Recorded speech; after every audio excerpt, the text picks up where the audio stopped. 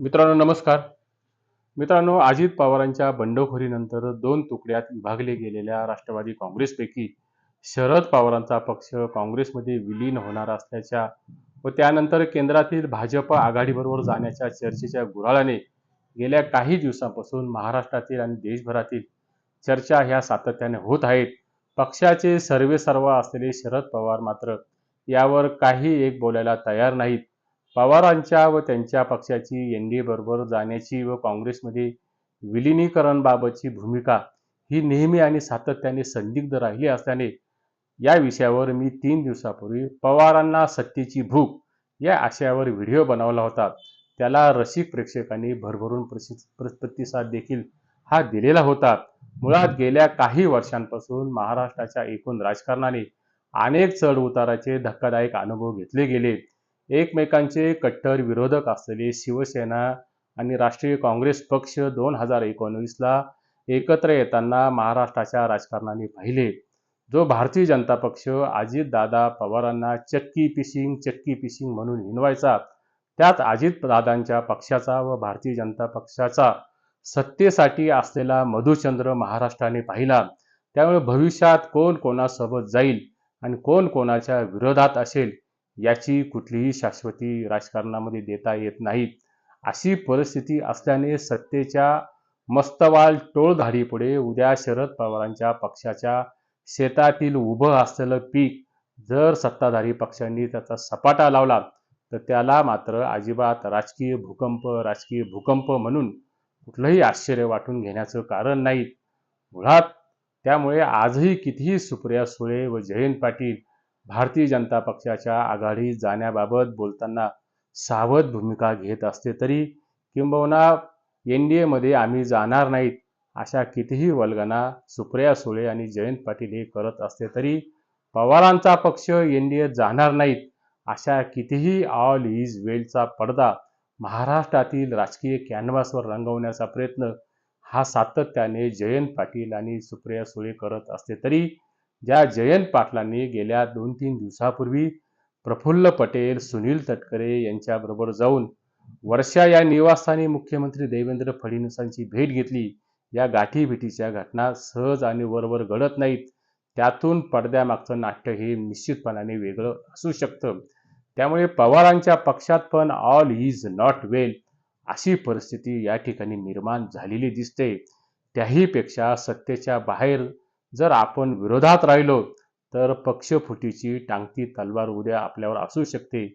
किंबहुना सत्ताधारी पक्ष उद्या शरद पवारांच्या राष्ट्रवादी काँग्रेस पक्षातील काही खासदार आणि काही आमदारांना घेऊन तो पक्ष उद्ध्वस्त होण्याची भीती ही शरद पवारांना आणि पवारांच्या पक्षातील असलेल्या आमदार खासदारांना वाटणं हे अतिशय स्वाभाविक या ठिकाणी मानलं जातंय.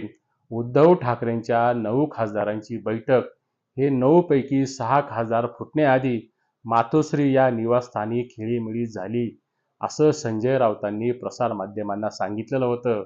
पण 9 पैकी 6 खासदारांनी अखेर उभाटाच्या खेळीमेळीचा खेळखंडोबा अखेर करून महाराष्ट्राला कुठल्याही क्षणी काय घडू शकतं हे दाखवून दिलेलं देखील होतं.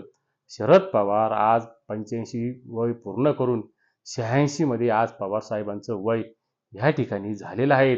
त्यामुळे पवारांना वार्धक्यामध्ये जेवढी काळजी स्वपक्षाची वाटत नाहीत त्यापेक्षा कितीतरी अधिक काळजी आपले राजकीय उत्तराधिकारी असलेल्या सुप्रिया सुळेंच्या राजकीय भवितव्याची वाटणं किंबहुना ती काळजी त्यांना भेडसावत असण्याची खूप मोठी शक्यता ही राजकीय वर्तुळात बोलली जाते. ती असणं ही देखील या ठिकाणी स्वाभाविक मानलं जातं. ठाकरेंच्या सेनेचे जे हाल भाजपने केले तेच हाल उद्या शरद पवारांच्या राष्ट्रवादी काँग्रेस पक्षाची होईल की नाही हे सांगता येत नाहीत. पण पवारांच्या पक्षातील असलेल्या आमदार खासदारांमध्ये कमालीची आणि टोकाची अस्वस्थता आणि अस्थिर असल्याची भावना ही निर्माण झालेली आहे. असं विधान नुकतेच माजी मुख्यमंत्री पृथ्वीराज बाबा चव्हाणांनी प्रसारमाध्यमांशी गेल्या 2-3 दिवसापूर्वी व्यक्त केलं. त्यामुळे देशाच्या आणि महाराष्ट्राच्या एकूण राजकारणात पवारांच्या पक्षाने सत्ता आणि संपत्तीच्या ऋणानुबंधाच्या गाठी जर उद्या भारतीय जनता पक्षाशी बांधून घेतल्या तर कुठलंही आश्चर्य या ठिकाणी वाटण्याचं कारण नाही. उगाचच कोणी विचारधारेच्या आणि नैतिकतेच्या नावाने छाती बळवण्यात कुठलाही अर्थ या ठिकाणी असणार नाही. एनडीए बरोबर जायचं की काँग्रेसमध्ये विलीन व्हायचं याचा निर्णय सर्वस्वी सुप्रिया सुळे आणि जयंत पाटील आणि पक्षातील आमदार खासदारांनी सामूहिकरित्या घ्यायचा आहे, असं शरद पवारांनी सांगून एनडीएचा घटक पक्ष की काँग्रेसमध्ये विलिनीकरण या चर्चेमध्ये शरद पवारांनी हात झटकून टाकलेले दिसत आहेत.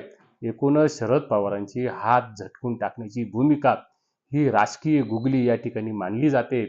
आगामी काळात केंद्रीय मंत्रिमंडळाचा व राज्य मंत्रिमंडळाचा विस्तार होणार असल्याने उभाटानंतर पवारांचा पक्ष खिळखिळा करण्यासाठी सत्ताधाऱ्यांनी या ठिकाणी चंग बांधलेला दिसतो.